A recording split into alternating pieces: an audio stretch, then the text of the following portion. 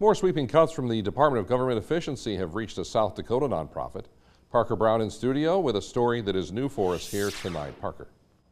Hey Brian, the South Dakota Humanities Council is part of a network across the country to support and promote public programming, including promoting literacy and civic engagement. On Monday, their week took a turn when they heard that DOJ was at the National Endowment for the Humanities. Life since Monday evening has been pretty crazy and hectic. The South Dakota Humanities Council was on high alert since learning DOJ was at their national headquarters. At around midnight on Thursday, they got word that all of their federal funding, 73% of their budget, would be slashed. Executive Director Christina says their work brings plenty of value to the state, and it's disappointing to see it underappreciated. Without the humanities, what are we essentially living for?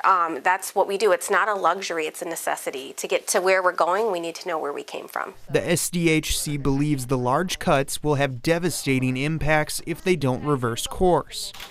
Center of the Book director Jennifer Widman says a majority of the funding they receive from the federal government goes toward grants for communities across the state, events like the Festival of Books, and their Young Readers program. We cannot sustain our operations for very long with that kind of a cut. We are thinking about, the small towns that won't get to have a grant that will renew their local museum. We are thinking so much about the third graders who won't get one of the 15,000 books that we give out every single year. They have some clarity of what their options are going forward, and they're feeling optimistic despite the circumstances.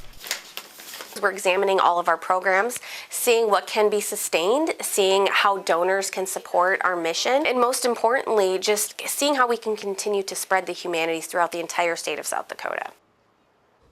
The SDHC is also engaging in discussions with South Dakota's congressional delegation to ask for help restoring funding. Says Representative Johnson has been supportive, saying that he would pass along those concerns to the White House. They will speak with Senator Thune tomorrow, and they look forward to a response from Senator Rounds. Brian. Parker Brown tonight. Parker, thanks.